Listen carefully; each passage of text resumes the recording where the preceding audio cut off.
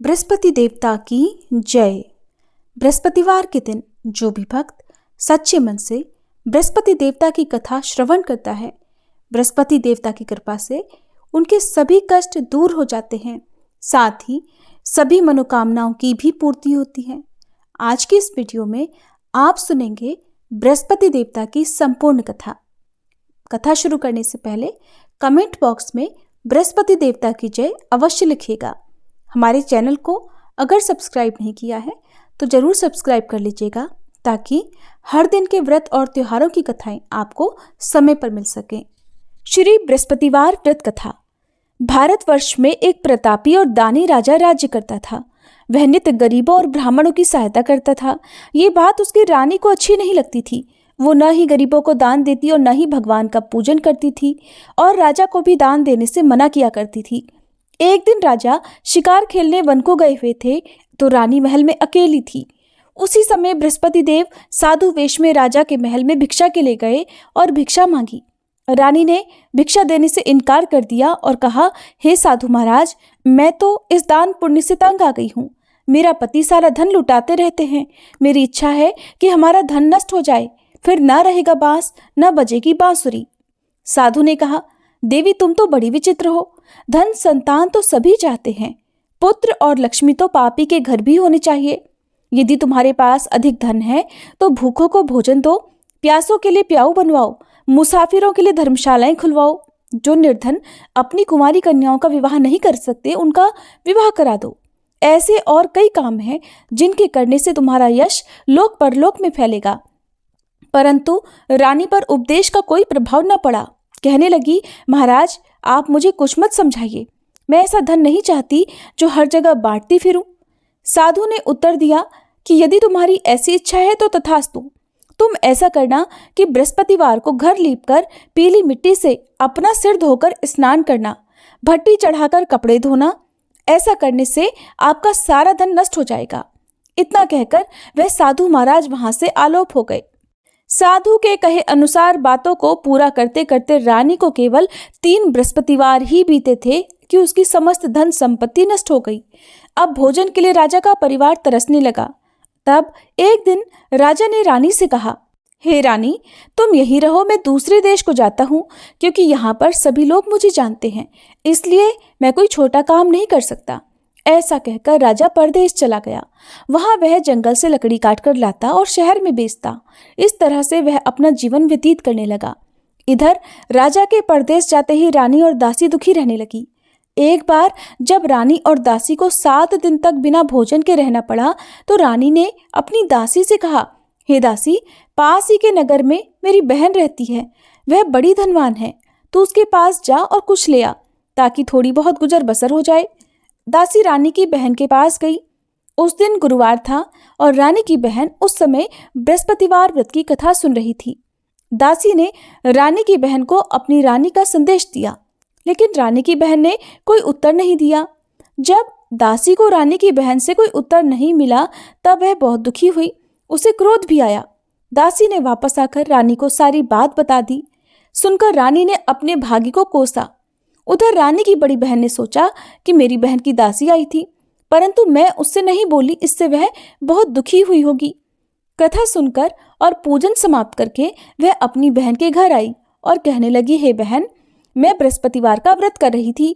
तुम्हारी दासी मेरे घर आई थी, परंतु जब तक कथा होती है तब तक न तो उठते हैं और न ही बोलते हैं, इसलिए मैं नहीं बोली। कहो, दासी क्यों गई थी? रानी बोली, बहन, तुमसे क्या छुपाऊं, हमारे घर में खाने तक को अनाज नहीं था। ऐसा कहते कहते रानी की आंखें भर आई। उसने दासी समेत पिछले 7 दिनों से भूखे रहने की बात अपनी बहन को विस्तार पूर्वक सुना दी। रानी की बहन बोली, देखो बहन, भगवान बृहस्पति देव सबकी मनोकामना पूर्ण करते हैं। देखो, शायद तुम्हारे घर में अनाज रखा हो। पहले तो रानी को विश्वास नहीं हुआ, पर बहन के आग्रह करने पर उसने अपनी दासी को घर के अंदर भेजा, तो उसे सचमुच अनाज से भरा हुआ एक घड़ा मिल गया। ये देखकर दासी को बड़ी हैरानी हुई। दासी रानी से कहने लगी, हे रानी, जब हमको भोजन नहीं मिलता तो हम व्रत ही तो करते हैं, इसलिए क्यों न इनसे व्रत की कथा और विधि पूछ ली जाए, ताकि हम भी व्रत कर सकें। तब रानी ने अपनी बहन से बृहस्पतिवार व्रत के बारे में पूछा। उसकी बहन ने बताया, बृहस्पतिवार के व्रत में चने की दाल और मुनक्का से विष्णु भगवान का केले की जड़ में पूजन करें, दीपक जलाएं, व्रत कथा सुने और पीला भोजन ही करें। इससे बृहस्पति देव प्रसन्न होते हैं। व्रत और पूजन विधि बताकर रानी की बहन अपने घर को लौट गई। 7 दिन के बाद जब गुरुवार आया तो रानी और दासी ने व्रत रखा। घुड़साल में जाकर चना और गुड़ लेकर आई, फिर उससे केले की जड़ तथा विष्णु भगवान का पूजन किया। अब पीला भोजन कहाँ से आए, इस बात को लेकर दोनों बहुत दुखी थे। क्योंकि उन्होंने व्रत रखा था, इसलिए बृहस्पति देव उनसे प्रसन्न थे। इसलिए वे एक साधारण व्यक्ति का रूप धारण कर 2 थालों में सुंदर पीला भोजन दासी को दे गए। भोजन पाकर दासी प्रसन्न हुई और फिर रानी के साथ मिलकर भोजन ग्रहण किया। उसके बाद वे सभी गुरुवार को व्रत और पूजन करने लगी। बृहस्पति भगवान की कृपा से उनके पास फिर से धन संपत्ति आ गई, परंतु रानी फिर से पहले की तरह आलस्य करने लगी। तब दासी बोली, देखो रानी, तुम पहले भी इसी प्रकार आलस्य करती थी। तुम्हें धन रखने में कष्ट होता था, इस कारण सभी धन नष्ट हो गया, और अब जब भगवान बृहस्पति की कृपा से धन मिला है तो तुम्हें फिर से आलस्य होता है। रानी को समझाते हुए दासी कहती है कि बड़ी मुसीबतों के बाद हमने ये धन पाया है, इसलिए हमें दान पुण्य करना चाहिए, भूखे मनुष्यों को भोजन कराना चाहिए और धन को शुभ कार्यों में खर्च करना चाहिए, जिससे तुम्हारे कुल का यश बढ़ेगा, स्वर्ग की प्राप्ति होगी और पितर प्रसन्न होंगे। दासी की बात मानकर रानी अपना धन शुभ कार्यों में खर्च करने लगी, जिससे पूरे नगर में उसका यश फैलने लगा। फिर एक दिन रानी और दासी आपस में विचार करने लगी कि न जाने राजा किस दशा में होंगे, उनकी कोई खोज खबर भी नहीं है। उन्होंने श्रद्धा पूर्वक बृहस्पति भगवान से प्रार्थना की कि राजा जहाँ कहीं भी हो शीघ्र वापस आ जाएं। उधर वह राजा एक दिन दुखी होकर जंगल में एक पेड़ के नीचे आसन जमाकर बैठ गया। वह अपनी दशा को याद करके व्याकुल होने लगा। बृहस्पतिवार का दिन था। एकाएक उसने देखा कि निर्जन वन में एक साधु प्रकट हुए। वह साधु वेश में स्वयं बृहस्पति देवता थे। लकड़हारे के सामने आकर बोले, हे लकड़हारे, इस सुनसान जंगल में तू चिंता मगन क्यों बैठा है? लकड़हारे ने दोनों हाथ जोड़कर प्रणाम किया और उत्तर दिया, महात्मा जी, आप सब कुछ जानते हैं, मैं क्या कहूँ। ये कहकर वह रोने लगा और साधु को अपनी आत्मकथा सुनाई। महाराज जी ने कहा, तुम्हारी स्त्री ने बृहस्पति के दिन बृहस्पति भगवान का निरादर किया है, जिसके कारण रुष्ट होकर उन्होंने तुम्हारी ये दशा कर दी। अब तुम चिंता दूर करके मेरे कहने पर चलो तो तुम्हारे सभी कष्ट दूर हो जाएंगे और भगवान पहले से भी अधिक संपत्ति देंगे। तुम बृहस्पति के दिन कथा किया करो। 2 पैसे के चने मुनक्का लाकर उसका प्रसाद बनाओ और शुद्ध जल से लोटे में शक्कर मिलाकर अमृत तैयार करो। कथा के पश्चात अपने सारे परिवार और सुनने वाले प्रेमियों में अमृत और प्रसाद बांटकर आप भी ग्रहण करो। ऐसा करने से भगवान तुम्हारी सब मनोकामनाएं पूर्ण करेंगे। साधु के ऐसे वचन सुनकर लकड़हारा बोला, हे प्रभु, मुझे लकड़ी बेचकर इतना पैसा नहीं मिलता जिससे भोजन के बाद कुछ बचा सकूं। मैंने रात में अपनी पत्नी को व्याकुल देखा है। मेरे पास कुछ भी नहीं जिससे मैं उसकी खबर मंगा सकूं। साधु ने कहा, हे लकड़हारे, तुम किसी बात की चिंता मत करो। बृहस्पति के दिन तुम रोजाना की तरह लकड़ियां लेकर शहर को जाओ। तुमको रोज से 2 गुना धन प्राप्त होगा, जिससे तुम भलीभांति भोजन कर लोगे और बृहस्पति देव की पूजा का सामान भी आ जाएगा। जो तुमने बृहस्पतिवार की कहानी के बारे में पूछा है वह इस प्रकार है। प्राचीन काल में एक बहुत ही निर्धन ब्राह्मण था। उसकी कोई संतान न थी। वह नित्य पूजा पाठ करता, लेकिन उसकी पत्नी न स्नान करती और न किसी देवता का पूजन करती। इसी कारण वह ब्राह्मण देवता बहुत दुखी रहते थे। भगवान की कृपा से ब्राह्मण के यहाँ एक कन्या उत्पन्न हुई। कन्या बड़ी होने लगी। प्रातः स्नान करके वह भगवान विष्णु का जप करती, बृहस्पतिवार का व्रत करने लगी। पूजा पाठ समाप्त कर पाठशाला जाती तो अपनी मुट्ठी में जौ भरकर ले जाती और पाठशाला के मार्ग में डालती जाती। लौटते समय वही जौ सोने के हो जाते तो उनको बीनकर घर ले आती। एक दिन वह बालिका सूप में उन सोने के जौ को फटक कर साफ कर रही थी कि तभी उसकी माँ ने देख लिया और कहा कि हे बेटी, सोने के जौ को फटकने के लिए सोने का सूप भी तो होना चाहिए। दूसरे दिन गुरुवार था। उस कन्या ने व्रत रखा और बृहस्पति देव से सोने का सूप देने की प्रार्थना की। बृहस्पति देव ने उसकी प्रार्थना स्वीकार कर ली। रोजाना की तरह वह कन्या जौ फैलाती हुई पाठशाला चली गई। पाठशाला से लौटकर जब वह जौ बीन रही थी तो बृहस्पति देव की कृपा से उसे सोने का सूप भी मिल गया। उसे वह घर ले आई और उससे जौ साफ करने लगी, परंतु उसकी माँ का वही ढंग रहा। एक दिन की बात है, कन्या सोने के सूप में जब जौ साफ कर रही थी, उसी समय उस नगर का राजकुमार वहां से निकला। कन्या के रूप और कार्य को देखकर वह उस पर मोहित हो गया। राजमहल आकर वह भोजन और जल त्याग कर उदास होकर लेट गया। राजा को जब राजकुमार द्वारा अन्न जल त्यागने का समाचार पता चला तो अपने मंत्रियों के साथ वह अपने पुत्र के पास गया और कारण पूछा। राजकुमार ने राजा को उस लड़की के घर का पता भी बता दिया। मंत्री उस लड़की के घर गया। मंत्री ने ब्राह्मण के सामने राजा की ओर से निवेदन किया। कुछ ही दिन बाद ब्राह्मण की कन्या का विवाह राजकुमार के साथ संपन्न हो गया। इधर कन्या के घर से जाते ही ब्राह्मण देवता के घर में पहले की तरह गरीबी का निवास हो गया। एक दिन दुखी होकर वह ब्राह्मण अपनी पुत्री से मिलने गए। बेटी ने पिता की अवस्था को देखा और अपनी माँ का हाल पूछा। ब्राह्मण ने सभी हाल कह सुनाया। तब कन्या ने बहुत सारा धन देकर अपने पिता को विदा कर दिया। लेकिन कुछ दिन बाद फिर वही हाल हो गया। ब्राह्मण फिर अपनी कन्या के यहाँ गया और सभी हाल कहा तो पुत्री बोली, हे पिताजी, आप माताजी को यहाँ लिवा लाओ, मैं उन्हें वह विधि बता दूंगी जिससे गरीबी दूर हो जाए। ब्राह्मण देवता अपनी पत्नी को साथ लेकर अपनी पुत्री के पास राजमहल पहुंचे तो पुत्री अपनी माँ को समझाने लगी, हे माँ, तुम प्रातःकाल स्नान आदि करके विष्णु भगवान का पूजन करो तो सब दरिद्रता दूर हो जाएगी। परंतु उसकी माँ ने उसकी एक भी बात नहीं मानी। वह प्रातःकाल उठकर अपनी पुत्री की बची जूठन को खा लेती थी। एक दिन उसकी पुत्री को बहुत गुस्सा आया। उसने अपनी माँ को एक कोठरी में बंद कर दिया। प्रातः उसे स्नानादि करा के पूजा पाठ करवाया तो उसकी माँ की बुद्धि ठीक हो गई। इसके बाद वह नियम से पूजा पाठ करने लगी और प्रत्येक बृहस्पतिवार को व्रत करने लगी। इस व्रत के प्रभाव से मृत्यु के बाद वह स्वर्ग को गई। वह ब्राह्मण भी सुखपूर्वक इस लोक का सुख भोगकर स्वर्ग को प्राप्त हुआ। इतना कहकर साधु अंतर ध्यान हो गए। धीरे धीरे समय बीतने पर फिर वही बृहस्पतिवार का दिन आया। लकड़हारा जंगल से लकड़ी काटकर किसी शहर में बेचने गया। उसे उस दिन और दिन से अधिक पैसा मिला। राजा ने चना गुड़ आदि लाकर गुरुवार का व्रत किया। उस दिन से उसके सभी क्लेश दूर हुए। परंतु जब दोबारा गुरुवार का दिन आया तो बृहस्पतिवार का व्रत करना भूल गया। इस कारण बृहस्पति भगवान नाराज हो गए। उस दिन उस नगर के राजा ने विशाल यज्ञ का आयोजन किया था और शहर में ये घोषणा कर दी कि कोई भी मनुष्य अपने घर में भोजन न बनाए, न आग जलाए, समस्त जनता मेरे यहाँ भोजन करने आए। इस आज्ञा को जो न मानेगा उसे फांसी की सजा दी जाएगी। इस तरह की घोषणा संपूर्ण नगर में करवा दी गई। राजा की आज्ञा अनुसार शहर के सभी लोग भोजन करने गए, लेकिन लकड़हारा कुछ देर से पहुंचा, इसलिए राजा उसको अपने साथ घर लिवा ले गए और ले जाकर भोजन करा रहे थे तो रानी की दृष्टि उस खूंटी पर पड़ी जिस पर उसका हार लटका हुआ था। वह वहां पर नहीं दिखाई दिया। रानी ने निश्चय किया कि मेरा हार इसी मनुष्य ने चुरा लिया है। उसी समय सिपाहियों को बुलाकर उसको कारागार में डलवा दिया। जब लकड़हारा कारागार में पड़ गया और बहुत दुखी होकर विचार करने लगा कि न जाने कौन से पूर्व जन्म के कर्म से मुझे यह दुख प्राप्त हुआ है, और उसी साधु को याद करने लगा जो कि जंगल में मिला था।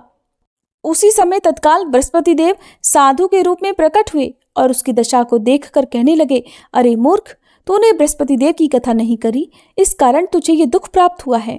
अब चिंता मत कर, बृहस्पतिवार के दिन कारागार के दरवाजे पर 4 पैसे पड़े मिलेंगे। उनसे तू बृहस्पति देव की पूजा करना, तेरे सभी कष्ट दूर हो जाएंगे। बृहस्पति के दिन उसे 4 पैसे मिले। लकड़हारे ने कथा कही। उसी रात को बृहस्पति देव ने उस नगर के राजा को स्वप्न में कहा, हे राजा, तुमने जिस आदमी को कारागार में बंद कर दिया है वह निर्दोष है, वह राजा है, उसे छोड़ देना। रानी का हार उसी खूंटी पर लटका है। अगर तू ऐसा नहीं करेगा तो मैं तेरे राज्य को नष्ट कर दूंगा। इस तरह रात के स्वप्न को देखकर राजा प्रातःकाल उठा और खूंटी पर हार देखकर लकड़हारे को बुलाकर क्षमा मांगी और लकड़हारे को योग्य सुंदर वस्त्र आभूषण देकर विदा कर दिया। बृहस्पति देव की आज्ञा अनुसार लकड़हारा अब अपने नगर को चल दिया। राजा जब अपने नगर के निकट पहुंचा तो उसे बड़ा आश्चर्य हुआ। नगर में पहले से अधिक बाग, तालाब, कुएं तथा बहुत सी धर्मशाला, मंदिर आदि बन गई हैं। राजा ने पूछा, ये किसका बाग और धर्मशाला है? तब नगर के सब लोग कहने लगे, ये सब रानी और बांदी के हैं। तो राजा को आश्चर्य हुआ और गुस्सा भी आया। जब रानी ने ये खबर सुनी कि राजा आ रहे हैं तो उन्होंने बांदी से कहा, हे दासी, देख, राजा हमको कितनी बुरी हालत में छोड़ गए थे। हमारी ऐसी हालत देखकर वो लौट ना जाए, इसलिए तू दरवाजे पर खड़ी हो जा। आज्ञानुसार दासी दरवाजे पर खड़ी हो गई। राजा आए तो उन्हें अपने साथ लिवा लाई। तब राजा ने क्रोध करके अपनी रानी से पूछा कि ये धन तुम्हें कैसे प्राप्त हुआ है। तब उन्होंने कहा, हमें ये सब धन बृहस्पति देव के इस व्रत के प्रभाव से प्राप्त हुआ है। अब राजा ने निश्चय किया कि 7 रोज बाद तो सभी बृहस्पति देव का पूजन करते हैं, परंतु मैं प्रतिदिन दिन में 3 बार कहानी और रोज व्रत किया करूंगा। अब हर समय राजा के दुपट्टे में चने की दाल बंधी रहती और दिन में 3 बार कहानी कहता। एक रोज राजा ने विचार किया कि चलो अपनी बहन के यहाँ हो आए। इस तरह निश्चय कर राजा घोड़े पर सवार होकर अपनी बहन के यहाँ को चलने लगा। मार्ग में उसने देखा कि कुछ आदमी एक मुर्दे को लिए जा रहे हैं। उन्हें रोककर राजा कहने लगा, अरे भाइयों, मेरी बृहस्पति देव की कथा सुन लो। वे बोले, लो, हमारा तो आदमी मर गया है, इसको अपनी कथा की पड़ी है। परंतु कुछ आदमी बोले, अच्छा कहो, हम तुम्हारी कथा भी सुनेंगे। राजा ने दाल निकाल ली और जब कथा आधी हुई थी कि मुर्दा हिलने लग गया, और जब कथा समाप्त हो गई तो राम राम करके वह मनुष्य उठकर खड़ा हो गया। आगे मार्ग में उसे एक किसान खेत में हल चलाता मिला। राजा ने उसे देखा तो उससे बोले, अरे भैया, तुम मेरी बृहस्पतिवार की कथा सुन लो। किसान बोला, जब तक मैं तेरी कथा सुनूंगा तब तक 4 हरैया जोत लूंगा। जा, अपनी कथा किसी और को सुनाना। इस तरह राजा आगे चलने लगा। राजा के हटते ही बैल पछाड़ खाकर गिर गए और उस किसान के पेट में बड़ी जोर का दर्द होने लगा। उसी समय उसकी माँ रोटी लेकर आई। जब उसने ये देखा तो अपने पुत्र से सब हाल पूछा और बेटे ने सभी हाल कह दिया। तो बुढ़िया दौड़ी दौड़ी उस घुड़सवार के पास गई और उससे बोली कि मैं तेरी कथा सुनूंगी, तू अपनी कथा मेरे खेत पर चलकर ही कहना। राजा ने बुढ़िया के खेत पर जाकर कथा कही, जिसके सुनते ही बैल उठ खड़े हुए और किसान के पेट का दर्द भी बंद हो गया। राजा अपनी बहन के घर पहुंचा। बहन ने भाई की खूब मेहमानी की। दूसरे रोज प्रातःकाल राजा जगा तो वह देखने लगा कि सब लोग भोजन कर रहे हैं। राजा ने अपनी बहन से कहा, ऐसा कोई मनुष्य है जिसने भोजन ना किया हो, मेरी बृहस्पतिवार की कथा सुन ले। बहन बोली, है भैया, ये देश ऐसा ही है। पहले यहाँ लोग भोजन करते हैं, बाद में अन्य काम करते हैं। अगर कोई पड़ोस में हो तो देखाऊं। वो ऐसा कहकर देखने चली गई, परंतु उसे ऐसा कोई व्यक्ति नहीं मिला जिसने भोजन ना किया हो। अतः वह एक कुम्हार के घर गई जिसका लड़का बीमार था। उसे मालूम हुआ कि उनके यहाँ 3 रोज से किसी ने भोजन नहीं किया है। रानी ने अपने भाई की कथा सुनने के लिए कुम्हार से कहा। वह तैयार हो गया। राजा ने जाकर बृहस्पतिवार की कथा कही, जिसको सुनकर उसका लड़का ठीक हो गया। अब तो राजा की प्रशंसा होने लगी। एक दिन राजा ने अपनी बहन से कहा, हे बहन, अब हम अपने घर को जाएंगे, तुम भी तैयार हो जाओ। राजा की बहन ने अपनी सास से कहा। सास ने कहा, हाँ चली जा, परंतु अपने लड़कों को मत ले जाना, क्योंकि तेरे भाई की कोई संतान नहीं है। बहन ने अपने भैया से कहा, हे भैया, मैं तो चलूंगी, पर कोई बालक नहीं जाएगा। राजा बोला, जब कोई बालक नहीं जाएगा तब तुम भी जाकर क्या करोगी। बड़े दुखी मन से राजा अपने नगर को लौट आया। राजा ने अपनी रानी से कहा, हम निर्वंशी राजा हैं, हमारा मुंह देखने का धर्म नहीं है और कुछ भोजन आदि नहीं किया। रानी बोली, हे प्रभु, बृहस्पति देव ने हमें सब कुछ दिया है, वह हमें संतान अवश्य देंगे। उसी रात को बृहस्पति देव ने राजा से स्वप्न में कहा, हे राजा, उठ, सभी सोच त्याग दे, तेरी रानी गर्भ से है। राजा को ये बात सुनकर बड़ी खुशी हुई। 9वें महीने में उसके गर्भ से एक सुंदर पुत्र पैदा हुआ। तब राजा बोला, हे रानी, स्त्री बिना भोजन के रह सकती है, पर बिना कहे नहीं रह सकती। जब मेरी बहन आए तब तुम मुझसे कुछ मत कहना। रानी ने सुनकर हाँ कर दिया। जब राजा की बहन ने ये शुभ समाचार सुना तो वह बहुत खुश हुई और बधाई लेकर अपने भाई के यहाँ आई। तभी रानी ने कहा, घोड़ा चढ़कर तो नहीं आई, गधा चढ़ी आई। राजा की बहन बोली, भाभी, मैं इस प्रकार न कहती तो तुम्हें संतान कैसे मिलती। बृहस्पति देव ऐसे ही हैं, जैसी जिसके मन में कामनाएं हैं सभी को पूर्ण करते हैं। जो सद्भावना पूर्वक बृहस्पतिवार का व्रत करता है और कथा पढ़ता है अथवा सुनता है, दूसरों को सुनाता है, बृहस्पति देव उसकी सभी मनोकामनाएं पूर्ण करते हैं। प्रेम से बोलिए बृहस्पति देवता की जय। श्री बृहस्पति देवता कथा समाप्त।